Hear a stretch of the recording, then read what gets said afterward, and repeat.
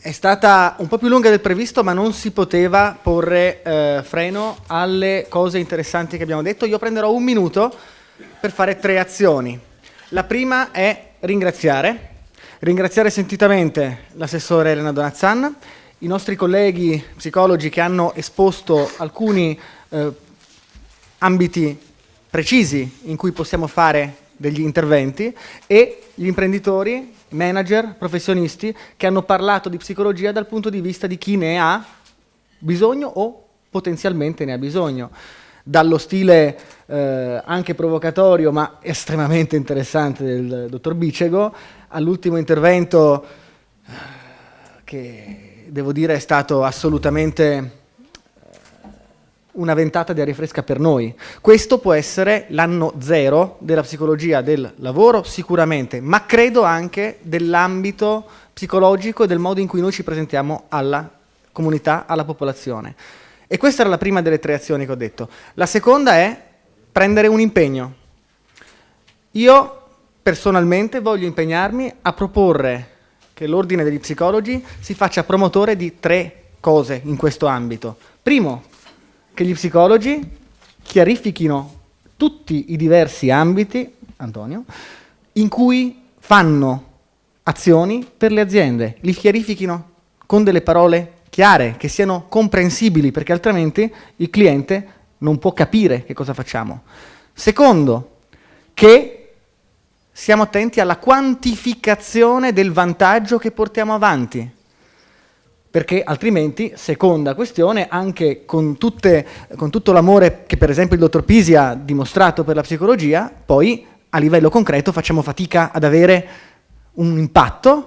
Terzo e ultimo, che lavoriamo per l'azienda, il tessuto produttivo, sia che non esistano l'imprenditore, i lavoratori come entità separate che viaggiano in maniera diversa. La psicologia oggi può essere quello che unifica e fa sì che l'azienda, come è emerso nelle visioni dell'imprenditore veneto, che sarà anche retrogrado, ma la sua azienda ci tiene e i suoi lavoratori ci tiene, e li tratta 9 volte su 10 come una famiglia, e quindi l'azienda è una barca che va dalla stessa parte. Qui la psicologia può essere fortemente utile. Questi sono 3 impegni che prendo io come ordine di promuovere questa psicologia per le aziende, ed è un impegno difficile da prendere perché lo prendo io in prima persona e devo contare sul fatto che gli psicologi che si occupano di psicologia nelle organizzazioni mi seguono, ma io confido che lo faranno, perché oggi si cambia.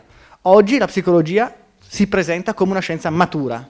L'ultimo delle 3 azioni, ho ringraziato, ho preso un impegno, faccio una proposta all'assessore, inteso come anche rappresentante della politica, degli stakeholders. Propongo l'ordine di psicologi come una professione, una professionalità che potrete consultare per avere un punto di vista ulteriore, per aiutarvi nelle scelte che tutti ci auguriamo e confidiamo possano essere solo che positive per il nostro territorio, per il Veneto, per l'Italia, per la ripresa e per un nuovo sistema lavorativo, produttivo, sociale basato sul benessere, sulla produttività, sulla condivisione e sullo sviluppo sostenibile. Grazie, e adesso Assessore Elena Donazzan per le conclusioni definitive. Ma io veramente non rubo oltre... No, non si dice. Mi correggo subito. Io ho imparato molto oggi, moltissimo.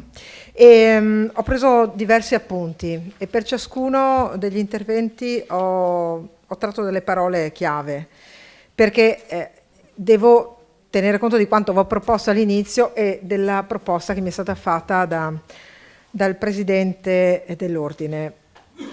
Se dobbiamo guardare a un modello e a vedere dove vogliamo andare per accompagnare queste aziende, che recito solo perché mi è piaciuta assolutamente, come ha detto l'ultimo imprenditore, il dottor Pisi, azienda ha un valore sociale, e lui dice di se stesso: siamo responsabili di tante persone, della loro vita, e dobbiamo farcene carico. È la stessa cosa che devo fare io, assolutamente, e devo provare a trovare quegli strumenti e quelle soluzioni che voi sicuramente potrete aiutarmi a costruire. Questa sera questi imprenditori che sono straordinari li ringrazio veramente perché avete dedicato del tempo e ci avete arricchito, avete dato stimoli, avete peraltro risposto a una delle domande che sono state rappresentate come un'esigenza nel primo ciclo di passaggi di interventi, cioè quello dell'analisi del bisogno.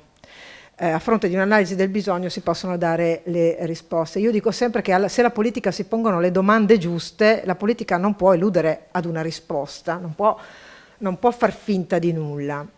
Voi questa sera avete dato importantissimi stimoli a questo ordine e avete detto loro di che cosa c'è bisogno. Credo che oggi sia stata una giornata importantissima sotto l'aspetto formativo per ciascuno di noi, per quello che vogliamo rappresentare, ritenendo che ciascuno debba esercitare fino in fondo la propria responsabilità sociale e quindi vivere fino in fondo il proprio ruolo, senza confusione. Forse oggi abbiamo chiarito anche i ruoli. Credo che con una certa nitidezza ci siamo detti che possiamo fare tutti qualcosa di più. Imprenditori capaci come loro ci hanno rappresentato un'analisi. Molto spesso le aziende non sono in grado di fare analisi, vero Antonio? E lo dico sempre anche con Gianfranco.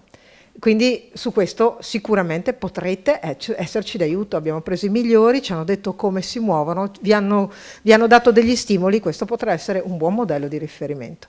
Di sicuro lo è per la politica. Io che devo disegnare il futuro del modello della gestione delle crisi, intanto invito il Presidente De Carlo ad essere presente con me perché noi illustreremo come abbiamo gestito la crisi e costruiamo il modello del futuro ad un incontro che si terrà il venerdì 13 di marzo al QOA. Io non sono scaramantica perché sono cattolica, quindi non me ne frega niente che sia il 13 o il 17, perché avrete un ruolo, cioè io credo che come ci siamo stimolati all'inizio, oggi ne è evidente, quindi dovremo esserci. E da parte mia quello di valorizzare proprio questi percorsi e questi passaggi, perché prendiamo le aziende migliori come modello, li chiamano drivers, e su quello dobbiamo pensare a tutta quella parte di aziende che sono tra coloro che sono sospesi oggi, perché hanno perso tutti i punti di riferimento.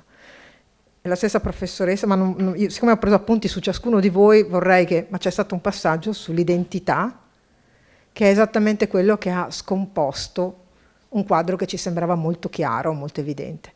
Ecco, il mio compito è quello di, peraltro, riaffermare anche un ruolo della politica, che in questi anni probabilmente, giustamente, è stato molto ben criticato e fortemente criticato, ma che riguarda sempre la responsabilità personale, cioè il ruolo che si vuole esercitare o meno fino in fondo, le responsabilità o meno che ci vogliamo prendere, il fatto che riteniamo o meno che si possa incidere in un processo. Qui abbiamo parlato di riorganizzazione, abbiamo parlato di relazioni, la politica deve esercitare anche questo. Io mi sono sentita assolutamente parte di un racconto che forse vorremmo definire in altro modo nel futuro, ma che per ciascuno, vuol dire, ricomprende una propria responsabilità che oggi ha avuto un'evidenza di maggiore nitidezza. Per cui io vi ringrazio di cuore, perché quello che mi aspettavo come giornata formativa, almeno per me, è stata assolutamente di grandissimo livello. Grazie di cuore. Grazie e arrivederci a tutti.